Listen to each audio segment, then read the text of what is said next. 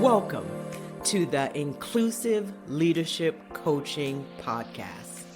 I'm Terri Donohue, your Neuro-Spicy Inclusion Coach.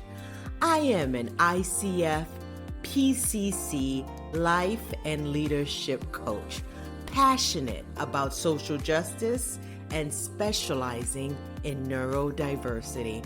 My purpose on this journey is to partner with you as you build an inclusive coaching practice that expands your impact. Here on the Inclusive Leadership Coaching Podcast, we believe leadership isn't just about titles or positions of power. It's about behavior, collaboration, and creating real, inspiring change. So let's get to it. Hey, leaders. I'm back. I had a much needed rest. I needed to pause, recharge, and practice sustainable productivity. So, with that being said, today we're drilling on down what neuro-inclusion in inclusive leadership coaching means and what it looks like. I don't know if you know, but I think you do. This is my specialty. Some coaches would say my niche. For me, I call this my life, my passion. I don't really go with that whole niche thing because I don't think inclusion or neuro-inclusion should be a niche. It's a way of being in the world when we value fairness. Because here's the thing, we can talk about neurodiversity all day long. We can talk about ADHD and all of those different brain functions. But if we're not actually creating neuro-inclusive spaces, we're literally missing the point. So, I love pulling stories from my lived experiences and getting personal. That's exactly what we're going to do right here today. I have been in the position where I have walked into a space and felt completely out of sync. Has that ever happened to you before? One time I did a virtual learning session. I had my flow nailed, my time stamped, breakout rooms queued. Let me tell you, everything set up in a neuro-inclusive way. And I will get to what that means.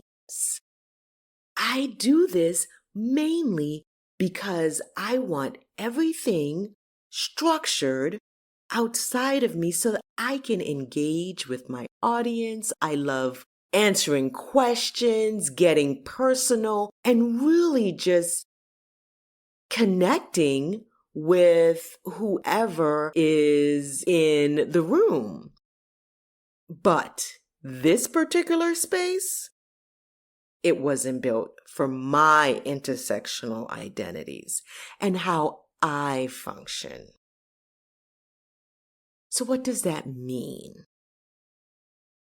Well, let's unpack that a bit. I was treated like I was inadequate. I was judged and once again underestimated. Story of my life being in this body.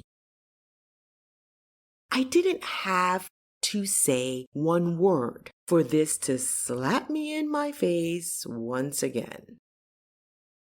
It was the layers of my identities and other people's deeply embedded insecurities, yes, perfectionism, and fear while in positions of power. Have you ever known anyone like that? Do you get me, right? But we're not focusing on all of my intersectional identities. We're going to focus on my neurodivergent identities and how my needs were overlooked during this presentation. I entered the room of this virtual workshop expecting an understanding of neurodiversity. And yes, they definitely do understand that, especially being neurodivergent themselves. But it was obvious that neuro-inclusion was very lacking, and there was little, actually no, neuro-inclusive practices available, or even a thought of it in a neurodivergent ADHD space. So I thought to myself,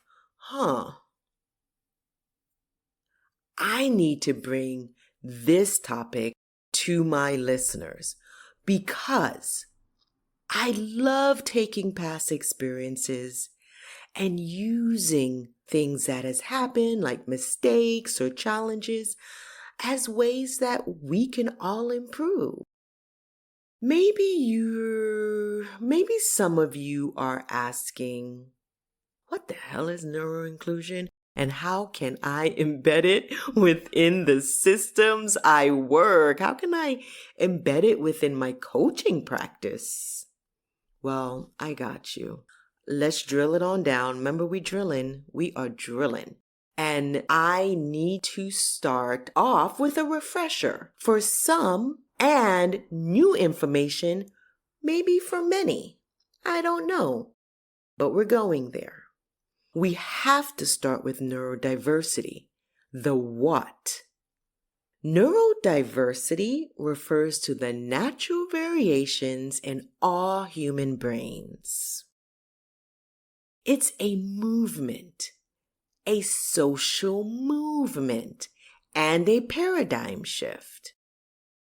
A social movement like Black Lives Matter, LGBTQ, civil rights, just to name a few movements. And now you can add neurodiversity to your list of movements that you support.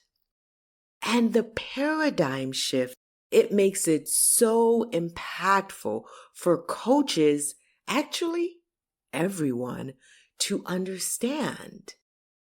So neurodiversity challenges the idea that there is no normal way to think, learn, process information, or behave. So, neurodiversity isn't just about neurodivergent folks. It's about everyone, including neurotypical people too.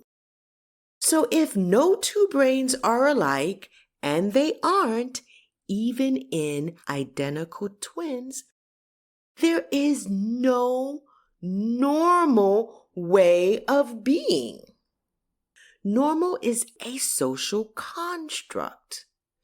It's the N-word of the neurodiversity movement. And that is why we have to change how we see and coach people. That's the mindset shift. The neurodiversity paradigm doesn't inherently blame the environment, but it opens the door to understanding that the problem isn't the person. It's often how the environment is set up to support that person. For example, I'm Black. Being Black is absolutely wonderful. It's an identity like being ADHD, or some people like to say they're neurodivergent. Those are all identities. Being Black in an environment like the United States is challenging. Being Black in Nigeria, not so much. Do you see? The social model of neurodiversity tells us people aren't disabled by their differences, but by the barriers in society, like rigid systems, inaccessible spaces, or ableist attitudes. So if someone is struggling, the root cause can usually be linked back to an environment not designed for their needs. Not a flaw in the person. We were all created perfectly perfect. We all came out those beautiful, perfect little babies. We are not flawed. In society, they pathologize people as disordered because of their difference. For example, 200 plus years ago, pre-industrial revolution time, ADHD was not a thing. Traits in some people, like hyperactivity, has long been part of the human condition. Before this, there was no standardized schooling where we expected all students to learn the same, in the same way, at the same pace, and be tested using the same models. There were no 9-to-5 working schedules, one-size-fits-all job descriptions, professionalism, expectations, hierarchical structures, rigid communication norms. Listen, I can keep going. Mandatory meetings. Oh my goodness. Fluorescent lights. I can't imagine being embedded within fluorescent lights all day long. Some places expect eye contact during meetings or interview process and open plan work layouts. I can go on and on and on. All of those things can be so challenging for some neurodivergent people, but those are the expectations of our time now. So people with neurodivergent traits could thrive before all of these rigid systems were put in place. The traits that ADHD people have are excellent survival skills. The systems we've built since industrialization are what make these natural human variations seem like problems. In pre-industrial times, flexibility was the norm. Today, rigid systems can disable brilliant minds and abilities. We know the what, which is neurodiversity, and the why, the environment. Now, let's get to the how. This is where neuro-inclusion comes in. Neuro-inclusion means intentionally and thoughtfully designing environments, systems, and interactions that welcome and support the full range of how people think, learn, process information, and experience the world. It's the practice that follows the principle of neurodiversity. So if you understand that everyone just behaves differently and not to take it so personal, that's great. But the action after that awareness of neurodiversity is neuro-inclusion. What are we going to do about it, and how are we going to do it? I'm thinking about that learning session I mentioned earlier. How it was very challenging and I just had to wing it. Well, this is what happened. This is why the environment was not neuro-inclusive. They edited my slides to fit their norm. I didn't find out until 10 minutes before my speaking engagement. Let me tell you, dysregulated nervous system, much? Yeah, I'm dyslexic. They also picked colors that were blinding to my dyslexic eyes. Side note, all of my electronics are in dark mode and color sensitive. So when I was presenting, all of my slides and information were blurry and my nervous system was so dysregulated, I couldn't see. There was no breakout room support, so I had to just wing it and say, let's just all stay in the room and have a great conversation together. Because I was not about to try and figure out how to do breakouts when I'm so dysregulated, and I usually get support for that. It's my accommodation. It wasn't good to say the very least. Actually, it was good. A lot of people raved about it. I got great feedback in the survey. They loved it. But for me, that wasn't my best work. So you're probably wondering, I don't know, but maybe, how do we support neurodivergent or everyone?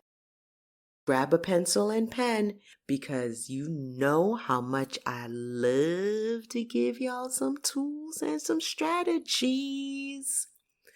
I have 4 ways on making it. Can be your workshop, it can be a learning session, it can be a keynote, it can be your coaching one-on-one private practice, it can be your community at home. This is all the way around in our lives. 1, creating flexibility on how people communicate, learn, and work. Different ways of communication, emails, texts, voice memo, for instance. People learn different ways, and we're going to get more into this. 2, designing with difference in mind, not as an afterthought.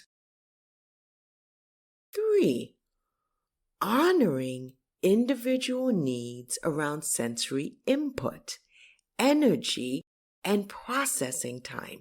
Hello, 10 minutes before my speaking engagement, you're gonna completely change things around and not honor my identity.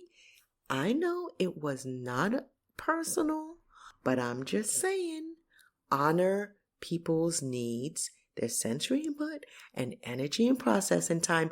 Okay, thank you. Also, I think this one is kind of a big one for me, is realizing and questioning norms that were built around one right way to be productive or professional or to even do something.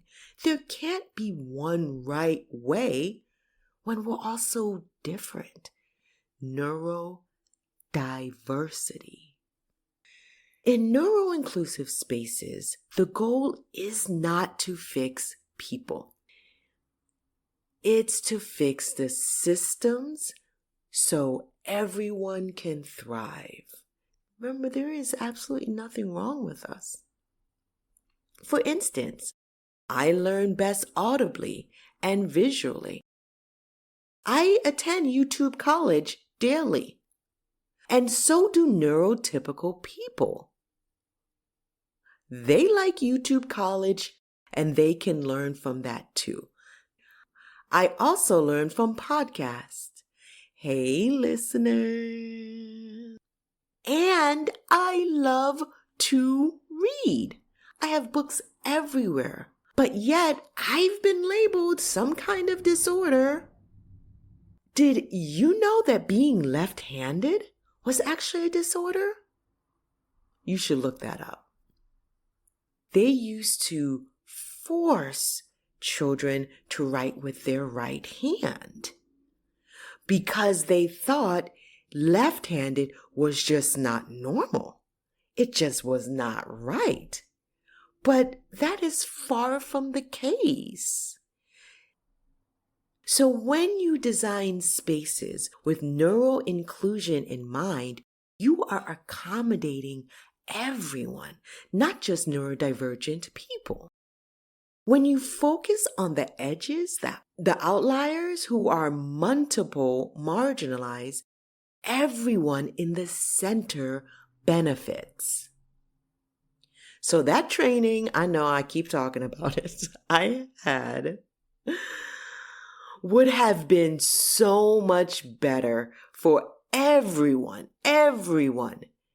instead of just holding my breath and plowing through it and then burning out and being miserable afterwards. This is about inclusion for everyone's needs. Everyone needs some type of accommodation. Everyone. No two brains are alike. Eyeglasses. Eyeglasses are accommodations. Without them, people would be late for work. Getting there would be so challenging. Tasks would take longer, not because of lack of effort, but because, let's call it seeing abilities. Eyeglasses make life easier, right? Reports get done on time. People show up on time. People thrive. It's functioning support. What does this look like in coaching? We can say, how can I support you? Before anything starts. Not because someone looks like they need it, because that's bias, but because we're proactively being neuro-inclusive. You can say things like, cameras on and off is A-okay. Just say it up front. Let me ask you this. When was the last time you assumed someone wasn't paying attention or being rude because their camera was off? Instead of recognizing that they might need that to fully engage. Not because they're flawed, but because they're human. In my one-on-one coaching partnership, I might ask to see them first, then they can turn the camera off because I need that visual stimulation, and this is a partnership. Think ahead, move away from social expectations, send agendas in advance, always. You know what I can compare this to? It's like hosting a dinner where you don't know what people are eating, but you say, let's have gluten-free bread or a vegan option that is not just carrot sticks. It's kind of like that, but for brain functioning. That's being thoughtful. That's being inclusive of what you can't see. There's so much more to this. In my consulting and coaching practice, I support leaders build these exact systems with universal design in mind. Designing for everyone from the start, not as an afterthought. By co-creating spaces with the most marginalized in mind, moment by moment, we shift from that equalist, one-size-fits-all to true inclusion, where people feel valued, seen, understood, and that is where efficiency comes into play. When we practice neuro-inclusion, we're building spaces where everyone can walk in and feel like they belong. Cameras on or off, processing time honored, brilliance recognized in all forms. So today, I invite you to move from simply knowing about neurodiversity to practicing neuro-inclusion in every coaching relationship, every meeting, every interaction. And if you need help with that, listen, contact me on LinkedIn. I love to hear your feedback. I love to hear your thoughts. Until next time, coaches, keep leading with neuro-inclusion in mind. Bye. Boom! Shakalaka! And that is a wrap on this episode of the Inclusive Leadership Coaching Podcast. If something in today's conversation got you thinking, I would love to hear about it. Connect with me on LinkedIn or at terridonohue.com. And hey, if you're enjoying this podcast or you really want to support me, go ahead and subscribe, leave a review, and stick around. There's plenty more to come. Next time, we'll dive into even more exciting conversations. Until then, keep leading with inclusion in mind.